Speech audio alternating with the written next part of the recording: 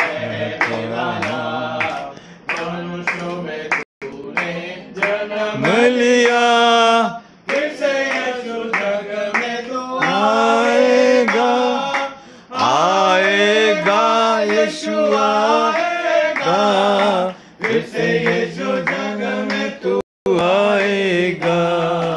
भूमि आकाश में समा ना सका, मंदिरों में तू रह ना सका, नम्र होके चरनी में पैदा हुआ, मनों में हमारे घर तू बना, घर तू बना यीशु, घर तू बना, मनों में हमारे घर तू बना, में आकर दूरी बसा, लोगों को अपने लिए फिरा, अग्नि और बादल में तू ही दिखा, फिर से यीशु अपना जलवा दिखा, जलवा दिखा यीशु जलवा दिखा, फिर से यीशु अपना तू जलवा दिखा। दानियल के तूने प्रार्थना सुनी, एज़रा की तूने सहायता की, बाबुल में तूने बेदारी भेजी, अपने लोगों को फिर से दे रिहाई, दे रिहाई यीशु दे रिहाई, अपने लोगों को फिर से दे रिहाई, तू ही हमारा राजा है, तू ही मुक्ति दाता है, फिर से आने वाला है, प्यारे प्रभु यीशु तू जल्दी आ, जल्दी आ यीशु जल्दी आ, प्यारे प्रभु यीशु तू जल्दी आ।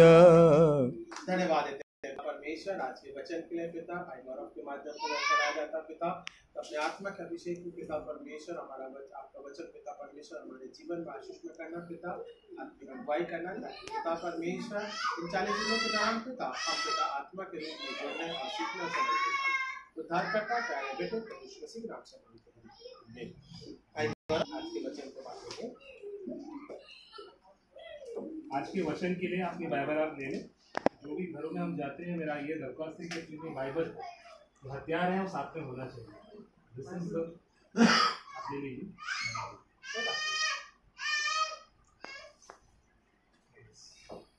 हम लोग खोलेंगे यशायाह की पुस्तक, उसका 55वां अध्याय और वचन 6 से लेकर हम 7 तक पढ़ेंगे। 6 से लेकर 7।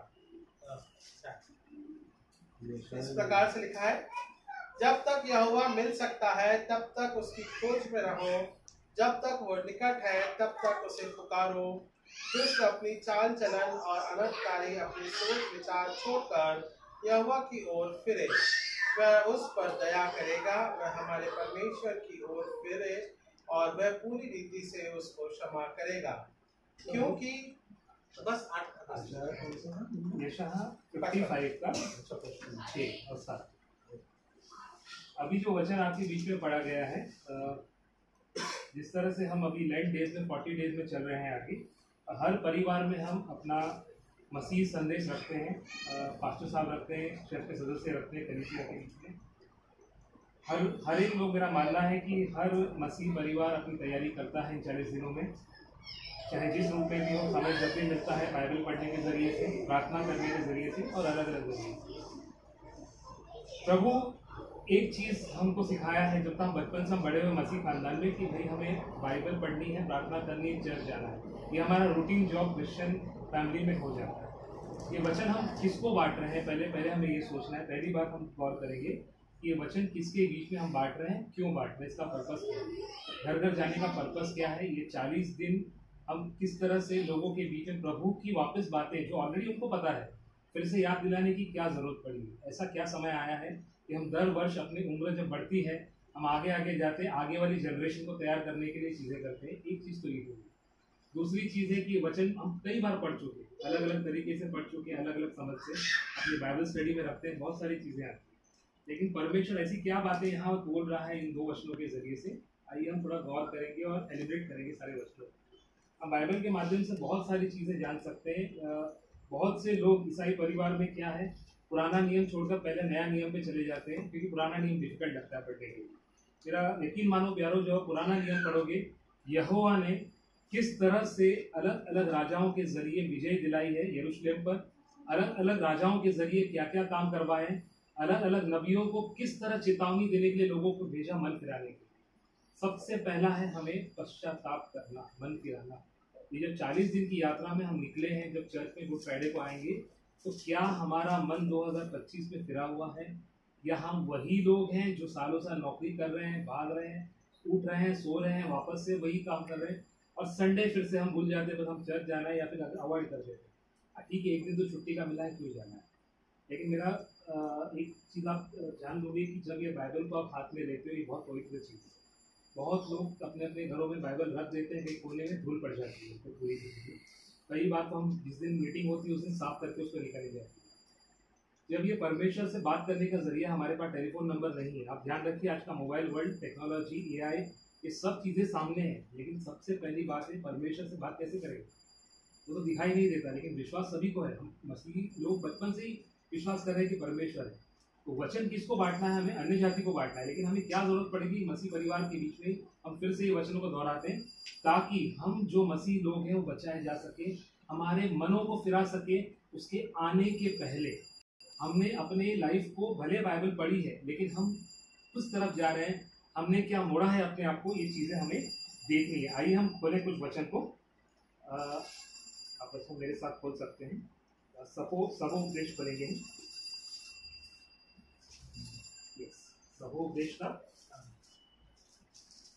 हम 9वां चैप्टर खोलेंगे, 9वें चैप्टर के 7वां वचन हम पढ़ेंगे। मार्ग पर चला जा, हाँ, अपनी रोटी आनंद से खाया कर, हाँ, और मन में सुख मानकर अपना दाख मधु पिया कर, हाँ, क्योंकि परमेश्वर तेरे कामों से प्रसन्न हो चुका है। यस, ये 3 लाइन हमें क्या बता रही है कि अपने मार्ग पर चला कर, कौन से मार्ग पे हमें चलना है। क्या संडे हम जाके ट्रेन वाले पटरी पर जो ट्रेन खड़ी रहती है उसमें चढ़कर अपने मार्ग पे चढ़ जाना है, ये मार्ग की बात कर रहा है। क्या हमें नौकरी से यहाँ से उतर के, बिल्डिंग से उतर के नौकरी तक जाना है, वो वाले मार्ग की बात कर रहा है। क्या हम दोस्तों के बीच में पार्टी मनाने जा रहे हैं, वो मार्ग की बात कर रहा है। क्या हम वचनों की तरफ अपने आप को मोड़कर परमेश्वर को समय देने के लिए वो मार्ग की बात कर रहा है। तो मेरे प्यारों, परमेश्वर चाहता है कि आप अपना मार्ग चुने, अभी भी समय बचा है। जो लोग जवान हैं वो अभी और वक्त आगे जाएंगे, उनके लिए खास तैयारी का मौका है। जो लोग बड़े हैं, उम्र में जानते हैं, जो लोग कलीसिया में बैठते हैं, उठना बैठना करते हैं, उनको बाइबल की सारी बातें पता है, वो लोग अब परमेश्वर से किस तरह जुड़ते हैं उनसे हमें सीखना है। तो यंगस्टर्स के लिए आज ये है कि आज समय, हम जितने भी यंगस्टर्स से मिलता हूँ, अभी मेरा खुद का जीवन चेंज हुआ है पिछले साल, 45 का मैं हो गया, लेकिन 45-44 ईयर्स तक इस बाइबल को मैंने नहीं जाना। जबकि मेरे पास 2011 में फादर्स डे के दिन मुझे चर्च में बाइबल गिफ्ट करी गई थी, और मैंने उस बाइबल को 10-15 साल पढ़ी नहीं।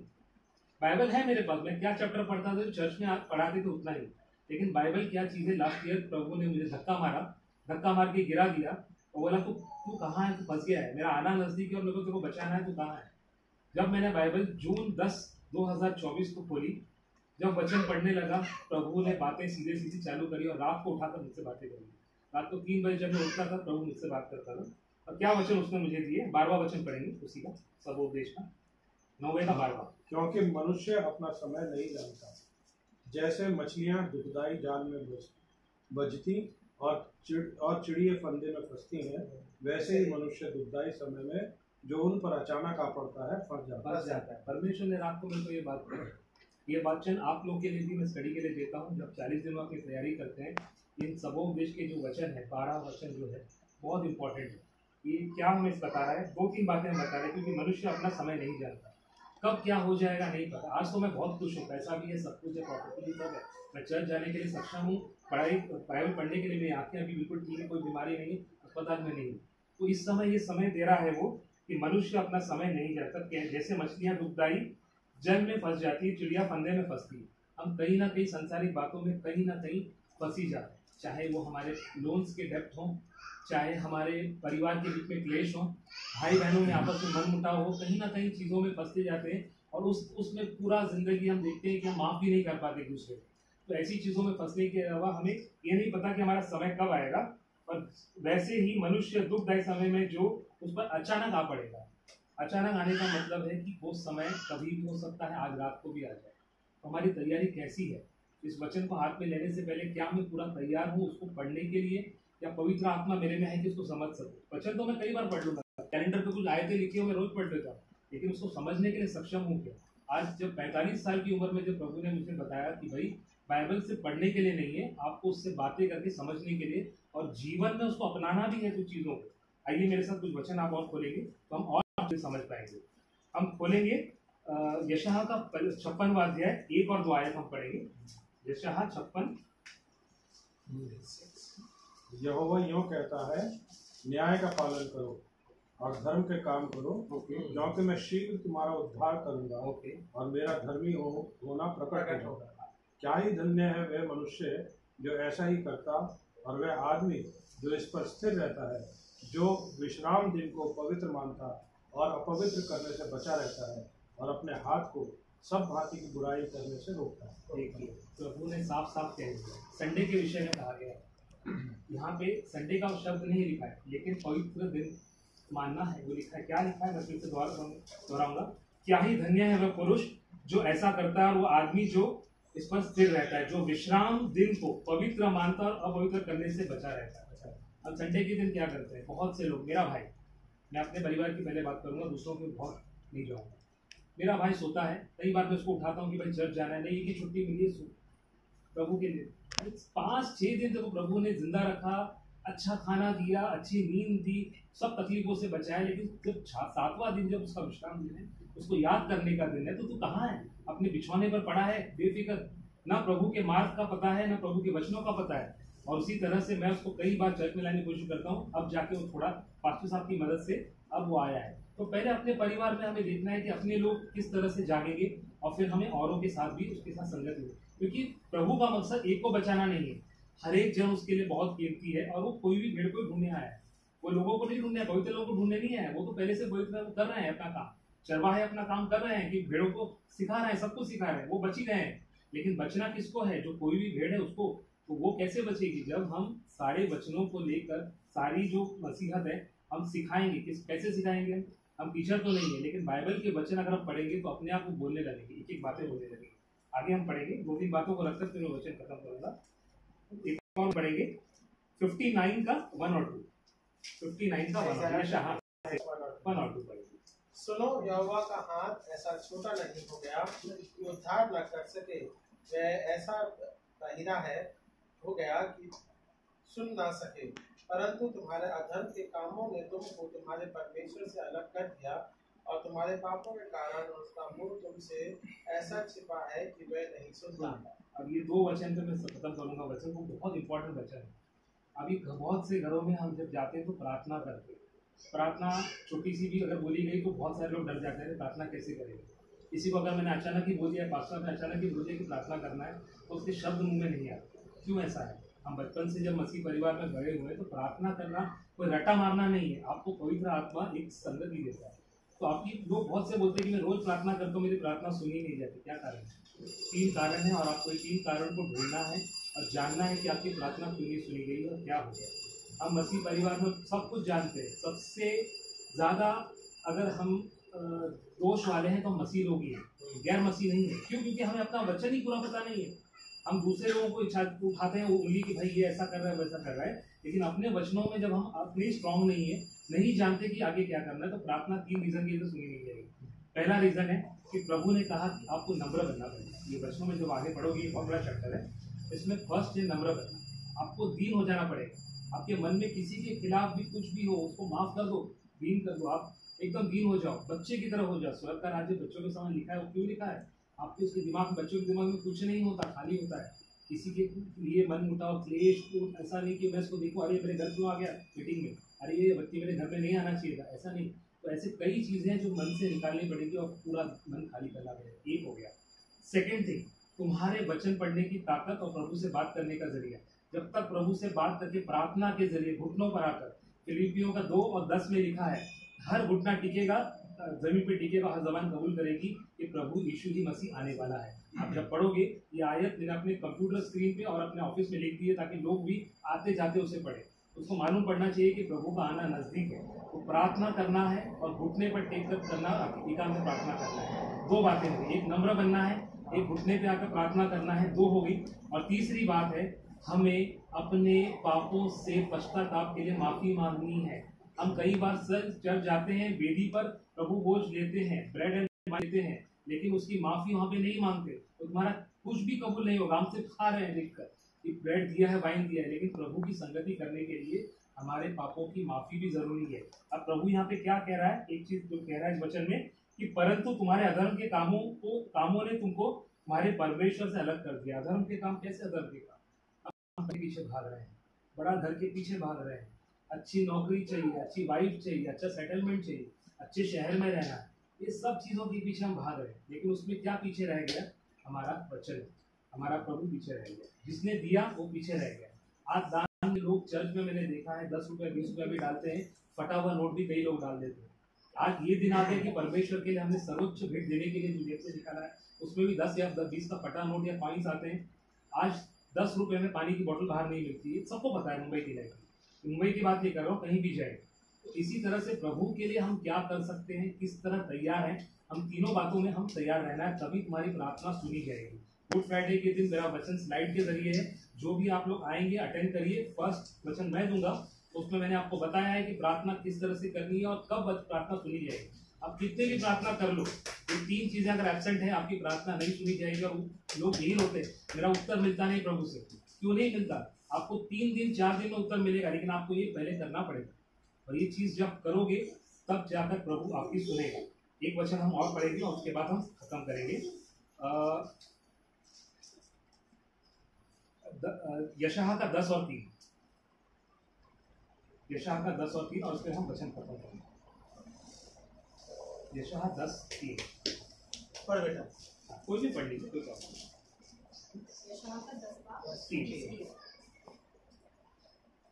तुम दंड के दिन और उस विपत्ति के दिन जो दूर से आएगी क्या करोगे? तुम सहायता के लिए उस किसके पास भाग कर जाओगे? तुम अपने वैभव को कहाँ रख छोड़ोगे?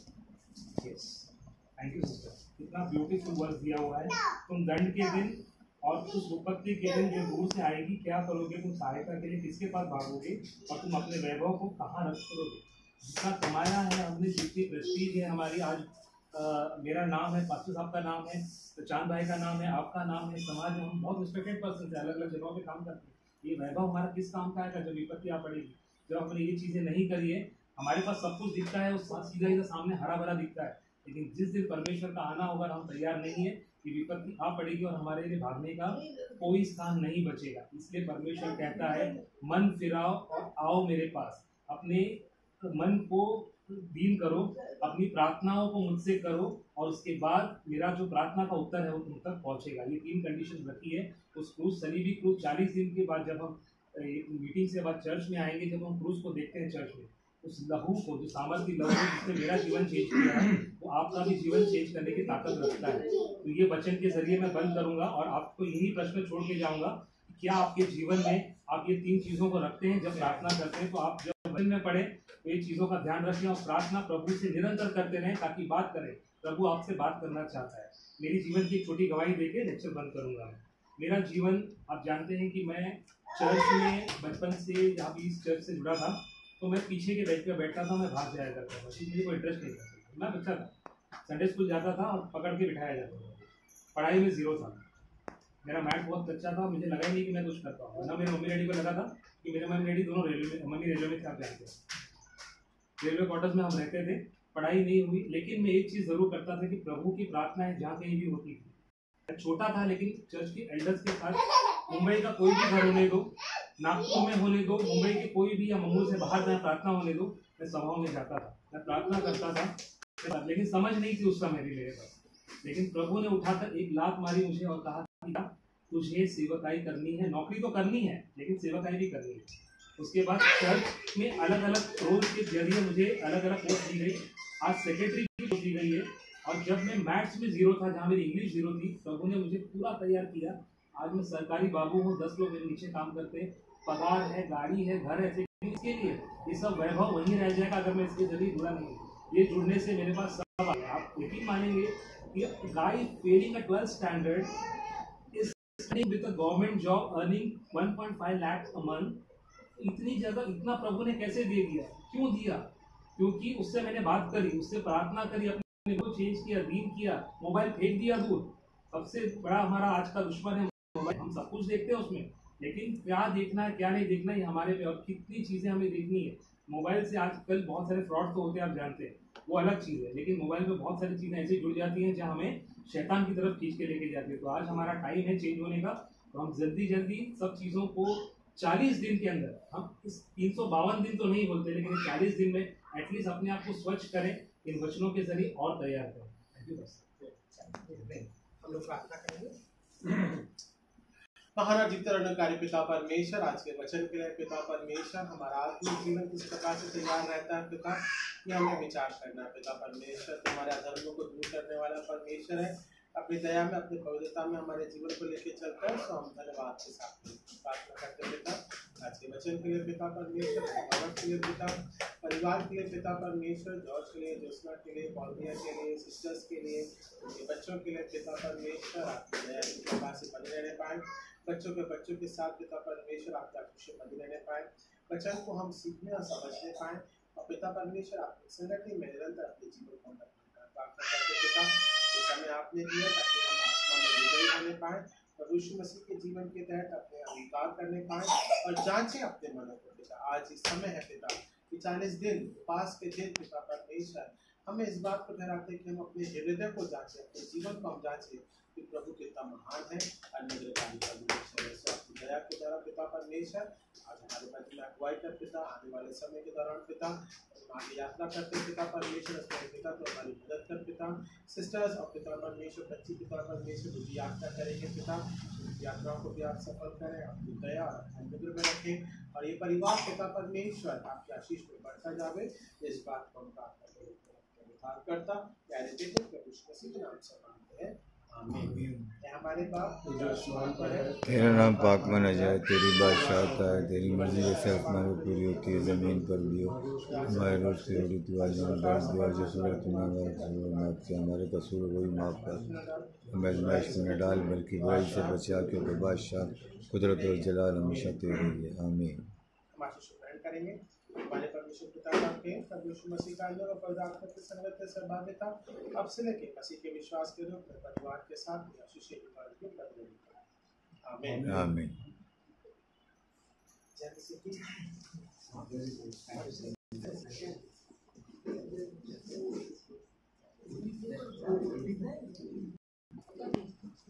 बेटा बस पानी पिला दे, पानी पिलाएगा सिर्फ नथिंग एल्स। जय मसीह की भाई। जय मसीह। जय मसीह। ये आपकी बुक कितनी निकाली जाती है? ये दो एक हाँ भैया, इसका ध्यान रखो।